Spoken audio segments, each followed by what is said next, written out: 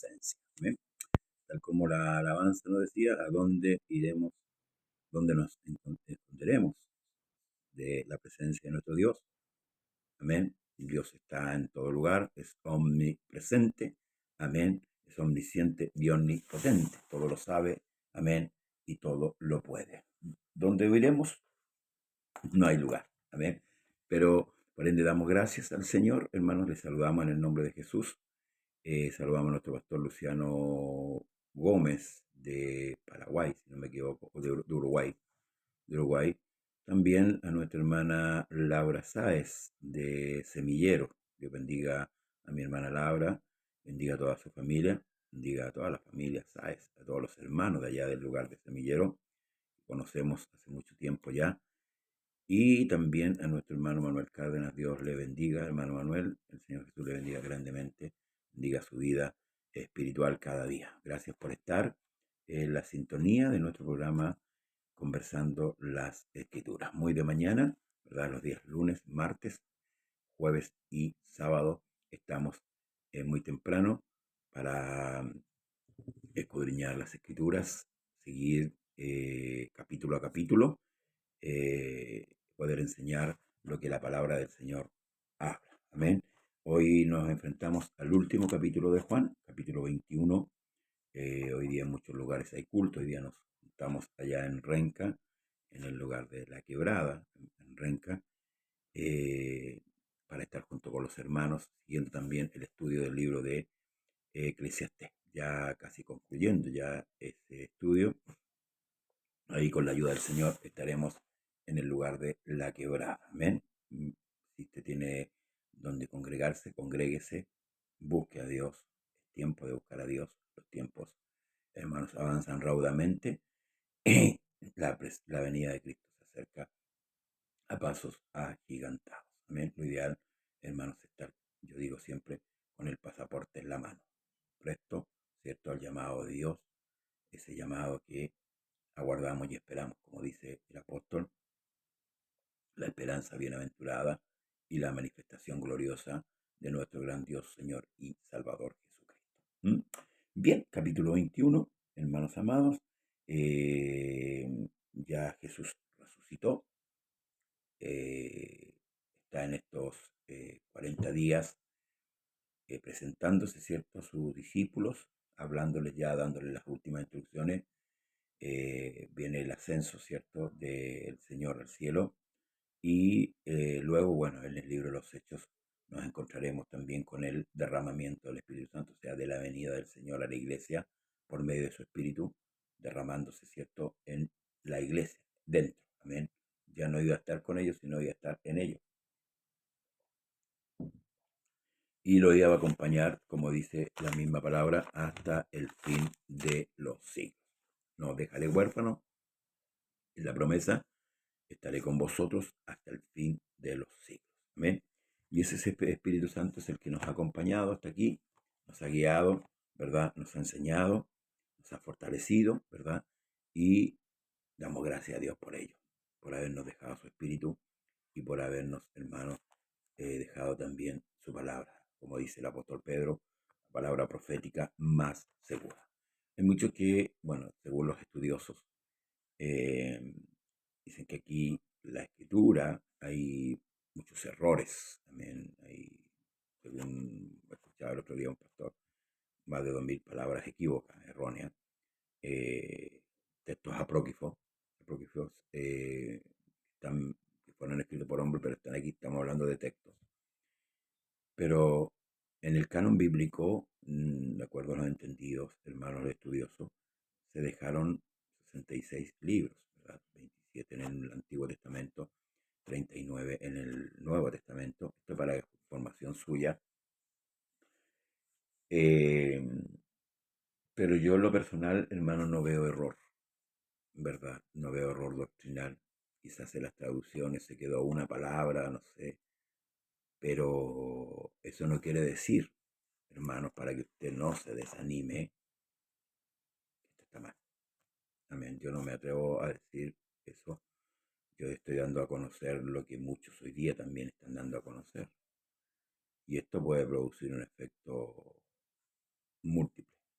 El desánimo de muchos creyentes y a llegar a creer que realmente lo que los mundanos han proferido durante años, que la Biblia fue escrita para asustarnos prácticamente, para que nos portemos bien. Yo no lo creo así. No lo creo porque hay pruebas indubitables, hermanos amados. Esta es la palabra del Señor. Profecías, promesas que se han ido cumpliendo a través del tiempo. Y es por eso que amamos su palabra. Amén. Amamos los dichos de su boca. Dios es perfecto. El hombre es imperfecto. Además que en esa perfección Dios ha procurado que este libro santo permanezca hasta el día de hoy, aunque fue perseguido y ha sido perseguido por los tiempos, pero jamás ha podido ser eliminado.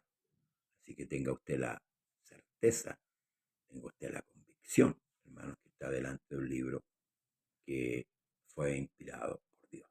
Amén. Aunque muchos, se lo vuelvo a decir, están profiriendo de acuerdo a los estudios de acá, de allá, y qué sé yo.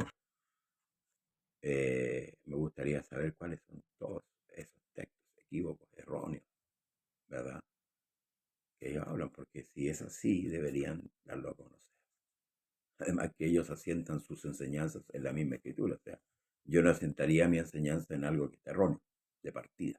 Partiría por ese lado. Entonces eso está creando una gran confusión, hermanos, en el pueblo. Está creando una gran confusión en la iglesia. Pero usted ora a Dios, pida a Dios, hermanos, siempre sabiduría y entendimiento. Demande de Dios aquello. No demande salud, eso es añadidura. Dios sabe lo que usted necesita. Amén. Pero debe demandar de Dios siempre la sabiduría y el entendimiento para poder guiarse en este camino de oscuridad. No en vano David, hermanos, dice esto: lámpara es a mis pies y lumbrera mi camino a tu palabra. Amén. Yo quiero, manifiesto esto para que usted vea. La palabra ha sido, hermanos, Dios bendiga a nuestra amiga Sara Beltrán. Amén. Dios le bendiga grandemente. La palabra ha sido durante años, hermanos, y se ha ido cumpliendo. Paso a paso, las escrituras. Lo importante es poner en orden este asunto. ¿Ven? Y ese es el problema de muchos, que mezclan todo. La escritura tiene tiempos, lugares, personas, pueblos. Entonces, lo ideal es entender quién lo dijo, a quién se lo dijo, por qué lo dijo, para qué lo dijo y cuándo lo dijo. Amén. Dios habla de diferentes formas. Dios, por ejemplo, al principio, ¿verdad?, de la creación, después del pecado del hombre, trató con un hombre, Abraham. Dios se manifestó a Abraham, habló con Abraham, aprobó la fe de Abraham, que le fue contado por justicia, luego trata con una familia y luego con una nación, la familia de Jacob, con los patriarcas, ¿verdad? Y luego trata con nación, Israel. A ellos les fue dado las promesas terrenales, ¿verdad? Y Dios cumple con ellos. Son introducidos en Egipto, luego son sacados de Egipto ya siendo una nación multitudinaria, ¿verdad? Y fueron puestos en la tierra prometida. ¿Se fijan? Entonces, para entender la escritura, para entender el libro de Dios, están esas 5 cosas. ¿Cuándo lo dijo? ¿A quién se lo dijo? ¿Por qué lo dijo? ¿Para qué lo dijo? ¿Quién lo dijo? Entonces, la única manera de leer la escritura, la gente dice, yo no entiendo, no leo porque no entiendo. Amén. Esa es la excusa del ser humano. Tienen el libro de Dios, pero no leen porque no entienden, pero sin embargo sí entienden otras cosas. Si se van a dar de un libro de brujería o de un libro de filosofía, sí lo entienden. Y clarito. Entonces, y si no entienden, pídale a Dios que le dé el entendimiento. Amén. Este libro está abierto para todos. Amén. No está para algunos. este libro está para todos, para todo aquel hermano que quiera conocer a Dios, porque aquí está el conocimiento de Dios. ¿Ve? Si usted quiere conocer a Dios, esta es la Escritura. Si usted quiere conocer la voluntad de Dios, esta es la Escritura. ¿Ve? Dios la dejó plasmada, grabada, para que todo aquel que quisiera conocerle, le conozca. Por eso dice que en aquel día nadie le dirá a su hermano conoce a Dios, porque todos me conocerán. No fue como al principio. Al principio Dios se manifestó, como dije delante, en un trato particular con Abraham, con Jacob, con Israel. Hoy está abierto para todos. Amén. Que Dios nos ayude, que Dios nos fortalezca cada día para que podamos entender su palabra. Agradezco a todos los que están en sintonía. Vamos al capítulo 21 de Juan.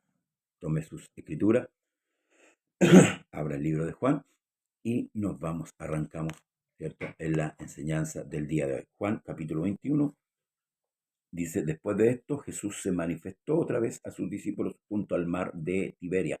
Dios bendiga a Rosero Melengue y a Eliana del Carmen Hernández Rovira. Amén. Después de esto, Jesús se manifestó otra vez a sus discípulos junto al mar de Tiberia y se manifestó de esta manera. Escuche bien, estaban juntos Simón Pedro, Tomás, llamado el Dídimo, Natanael, el de Caná de Galilea, los hijos de Zebedeo y otros dos de sus discípulos. Simón Pedro les dijo, voy a pescar. Ellos le dijeron, vamos nosotros también contigo. Fueron y entraron en una barca y aquella noche no pescaron nada. Fíjese cómo es el Señor, lo maravilloso que es Dios. Mire, cuando ya iba amaneciendo, se presentó Jesús en la playa, mas los discípulos no sabían que era Jesús. Y les dijo, hijitos, ¿tenéis algo de comer? Le respondieron, no. Él les dijo, echad la red a la derecha de la barca y hallaréis. Entonces la echaron y no la podían sacar por la gran cantidad de peces. Entonces aquel discípulo a quien Jesús amaba, dijo a Pedro, es el Señor. Simón Pedro, cuando oyó que era el Señor, se ciñó la ropa, porque se había despojado de ella, y se echó al mar. Y los otros discípulos vinieron con la barca, arrastrando la red de peces, pues no distanciaba de tierra, sino como 200 codos. Al descender a tierra, vieron brasas puestas y un pez encima de ella, y pan. Jesús les dijo, traed de los peces que acabáis de pescar. Subió Simón Pedro y sacó la red a tierra llena de grandes peces, 153. Y aun siendo tanto, la red no se rompió. Les dijo Jesús, venid, comed. Ninguno de los discípulos se atrevía a preguntar, ¿tú quién eres?, sabiendo que era el Señor. Vino pues Jesús y tomó el pan y les dio, y asimismo del pescado. Y esta era la tercera vez que Jesús se manifestaba a sus discípulos después de haber resucitado de los muertos. Están las otras dos veces donde ellos están, ¿cierto?, encerrados. La primera vez con mucho temor, con mucho miedo, ¿verdad?, por los fariseos. Jesús se les pone en medio sin abrir puertas. Las puertas estaban cerradas. Tomás no estaba, ¿verdad? Entonces, cuando los discípulos le comentaron que el Señor Jesús había resucitado, Tomás dijo, si no viene la marca en su costado, ni la marca de los clavos en sus manos, no voy a creer. Y a los 7 días después, ¿cierto?, Jesús nuevamente, en la misma condición, estaban encerrados. Jesús se puso en medio y le dijo, Tomás, mira, mete tu dedo y sé creyente. Tomás le dice, Dios mío y Señor mío. Pero aún así, fíjese la insistencia de cada uno de ellos. Fueron a pescar, como que volvieron, ¿verdad?, a su antiguo oficio, pensando que esto no iba a avanzar más allá, pese, escuche bien, pese a las 2 veces que el Señor se le manifestó. Todavía había dejo de incredulidad en ellos con respecto a la resurrección de Cristo. Entonces, Jesús se le presenta, ellos habían pescado toda la noche, no habían pescado nada, pero sí Jesús tenía un pez, ¿cierto?, ahí en el fuego. y les dice que lancen la red a la derecha. Y yo creo que ellos recordaron, ¿cierto? ¿Se acuerda usted de la pesca milagrosa? Cuando Pedro le dice, en tu palabra voy a echar la red. Bueno, yo creo que ellos se sintieron muy avergonzados en aquel momento de recordar aquello. Dios es muy sabio, hermanos. El problema es que muchas veces la necedad está en nosotros, de no querer entender, de no querer comprender, de no querer obedecer. La necedad está en nosotros, en el hombre. Por eso que en la oración sacerdotal del pueblo hebreo dice, a través de David, dice, nuestra es la confusión de rostro, pero tuya es la perfección. Y es así, Dios es perfecto. Nada que sacarle al Señor. Entonces Dios a través de esto le muestra a ellos nuevamente su incapacidad y le muestra de su poder. Luego, hermanos amados, cuando hubieron comido, Jesús dijo a Simón Pedro, Simón, hijo de Jonás, ¿me amas más que esto? Le respondió, sí, Señor, tú sabes que te amo. Él le dijo, apacienta mis corderos.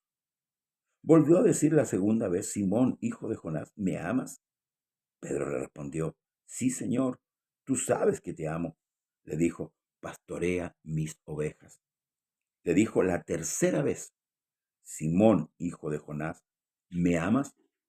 Pedro, entristecido de que le dijese la tercera vez, ¿me amas? Le respondió, Señor, tú lo sabes todo. Tú sabes que te amo. Jesús le dijo, apacienta mis ovejas. De cierto te digo, cuando eras más joven, te ceñías e ibas a donde querías. Mas cuando ya seas viejo, extenderás tus manos y te ceñirá otro y te llevará donde no quieras. Esto dijo dando a entender con qué muerte había de glorificar a Dios. Y dicho esto añadió, sígueme. Pedro y los demás que estaban con él pescando habían sido apartados para el ministerio. Pero al parecer todavía no entendían quién era aquel que lo había llamado, quién era aquel que había estado con ellos y que le había encomendado, hermanos, la misión, hermanos amados, para administrar la iglesia. No es que Pedro sea el primer papa como la iglesia romana hoy día lo indica, no es así, porque la iglesia no nace en Roma, nace en Jerusalén. Y además el Señor está hablando con judíos, no con romanos. Si bien es cierto, el imperio romano estaba ahí en el gobierno, pero no estaban en Roma. Estos hombres iban a hacer lo que iban a llevar a cabo la predicación del Evangelio. Ellos iban a abrir, hermanos amados, la brecha para que el Evangelio fuese predicado. Por tanto, tenían que entender claramente las instrucciones que el Señor les estaba dando y que les había dado, ¿cierto? En esos 3 años y medio aproximadamente en que estuvo con ellos. Pero hasta aquí no entendían nada. Parece que habían ido a pescar y por eso que el Señor le dice, cuando eras joven ibas y te ceñías, ibas donde querías. Pero cuando estés viejo, ¿cierto? Ya cuando seas viejo extenderás tus manos y te ceñirá otro y te llevará donde quieras. ¿Mm? Importante entender esto, hermanos amados, lo que somos la iglesia, los que somos el pueblo de Dios. Entender de una vez por todas que ya no nos mandamos solos, ¿ah? Que fuimos comprados a precio de sangre, los que hemos creído, por supuesto, y que no debemos hacer nuestra propia voluntad, hacer la voluntad de Dios. Y esto es lo que no habían entendido, por eso es que el Señor los fue a buscar allá, a donde estaban pescando, para hacerle entender esto. Primero ellos no tenían, habían pescado toda la noche, no tenían medio, no tenían, hermano, nada, no pescaron nada. Sin embargo, Dios les tenía alimento, les tenía provisión. Esto una vez más nos muestra la incapacidad del hombre y es lo que nosotros debemos entender. Porque cuando entendamos nuestra incapacidad como hombres, Vamos a depender 100% de Dios. Eso nos enseña. Y eso es lo que el Señor le está enseñando a estos discípulos soberbios. Amén. Y muchas veces altaneros, llevados a sus ideas, como muchos creyentes del día de hoy, que son llevados a sus ideas. Yo hago lo que quiero, vivo como quiero. Y hasta buscan argumentos bíblicos para zafarse de su responsabilidad como creyentes. Amén. Y luego le dice, sígueme. Volviéndose Pedro, vio que le seguía el discípulo a quien amaba Jesús, el mismo que en la cena se había recostado al lado de él, y le había dicho, Señor, ¿quién es el que te ha de entregar? Cuando Pedro le vio, dijo a Jesús, Señor, ¿y qué de este? Jesús le dijo, si quiero que él quede hasta que yo venga, ¿qué a ti? Sígueme tú. Este dicho se extendió entonces entre los hermanos en aquel discípulo que no moriría, que aquel discípulo no moriría. Pero Jesús no dijo que no moriría, sino, si quiero que él quede hasta que yo venga, ¿qué a ti? Este es el discípulo que da testimonio de estas cosas y escribió estas cosas, y sabemos que su testimonio es verdadero. Y hay también otras muchas cosas que hizo Jesús, las cuales si se escribieran una por una, pienso que ni aún en el mundo cabrían los libros que se habrían de escribir. Amén. Concluye este libro de Juan, hermanos amados, dando testimonio el mismo Juan, que él era el discípulo, cierto, que iba atrás Pedro y Jesús aquel día, y Pedro manifiesta qué sucede con este. Una vez más, Pedro, hermanos amados, en su obstinación humana, no entiende. Pero gracias al Señor,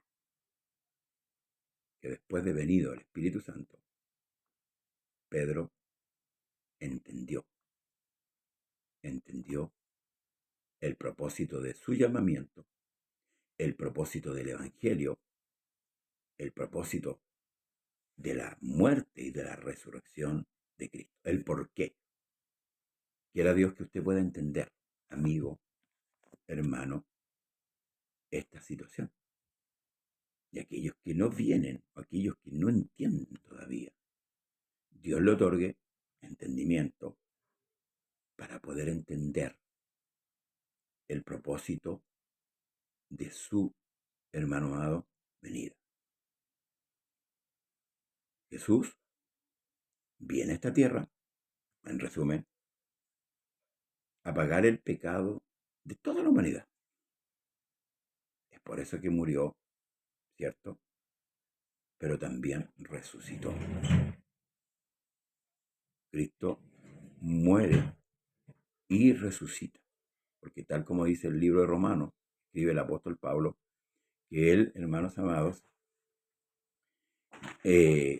murió por nuestras transgresiones y resucitó para nuestra justificación. Debemos entender con claridad este propósito con el cual Dios, hermanos amados, hizo esta gracia maravillosa. Ahora hay una cosa que es importante. El entendimiento lo da Dios. Por eso decía adelante, Dios bendiga a nuestro hermano Jamer Arango. Por eso decía adelante que en nuestras oraciones siempre debemos pedir a Dios sabiduría, debemos pedir a Dios entendimiento para entender el Evangelio. A veces pensamos que esta es una religión, que hay que ir a la iglesia y volver, ir, volver, ir y volver. No entendemos que aquí, hermanos, hay una transformación, un cambio que debe provocarse en todos los creyentes. Que hay un cambio paulatino, una obra. Por eso que vemos en este último capítulo la actitud de estos hombres, que pese a que 2 veces se le presenta al Señor, aún así insisten en ir a sus labores a las cuales Dios le había sacado. Dios había llamado a estos hombres, amén, para llevar a cabo la predicación del Evangelio. Ese fue el motivo por lo cual estos hombres fueron apartados. Amén. Ellos iban a hacer lo que iban a llevar a cabo, la predicación del Evangelio. Y así fue. Así fue. Fue predicado el Evangelio, partiendo desde el día en Pentecostés. Y estos hombres fueron perseguidos, apresados y muertos. Muertos por causa del Evangelio. Pero eso llevó a cabo, hermanos amados, que el Evangelio hasta el día de hoy sea predicado en muchos lugares y que nosotros tengamos en nuestro poder este libro, se lo vuelvo a decir, a la cual muchos cuestionan, aún pseudos creyentes están cuestionando este libro de Dios. Pero gracias al Señor Jesucristo, porque a través de esa muerte y de su posterior resurrección, se abrió la esperanza. ¿Qué esperanza? Que el hombre vuelva a tener comunión con Dios. ¿Pero quiénes? ¿Quiénes van a volver a tener comunión con Dios? Los que creen. Dios bendiga a Jairo Reyes. Los que creen. Los incrédulos no entran. Para que usted sepa. Ningún incrédulo va a entrar al reino de los cielos. Ninguno. Ninguno. El peor pecado del hombre es no creer que Jesús murió por él. ¿Y cuándo no creemos? Cuando rechazamos la gracia. Cuando nos creemos autosuficientes, como aquí. Ellos se creyeron autosuficientes. Bueno, la pescaron. Pensaron que pero no pescaron nada. Pusieron su confianza en lo terrenal. Cuando nos creemos autosuficientes, nos creemos el yo. ¿Ah? Por eso que, y con esto concluyo, el veneno de la serpiente todavía está en la mente de muchos seres humanos y de gran parte. Serás como Dios. Ese fue el veneno. Serás como Dios, sabiendo el bien y el mal. Fíjese, serás como Dios. No le dijo serás Dios, serás como Dios. Pero el hombre se lo tomó a pecho. Y hasta el día de hoy ha vivido independientemente de Dios. La ciencia ha aumentado. ¡Oh! Muchos se asombran. Pero eso está escrito. Los hombres quieren conocimiento, pero no más allá del que Dios le permite. ¿Necesita usted de Dios? Yo más. Por eso estoy aquí. Necesito cada día más de Dios. Cada día que Dios me regala, hay una necesidad inmensa del Señor. Hasta que lleguemos a decir, como dijo nuestro amado hermano y apóstol Pablo, ya no vivo yo, sino que Cristo vive en mí. Y lo que vivo, lo que me resta por vivir, lo vivo en la fe del Hijo de Dios. Que el Señor Jesús le bendiga. Mañana empezaremos el recorrido por otro libro.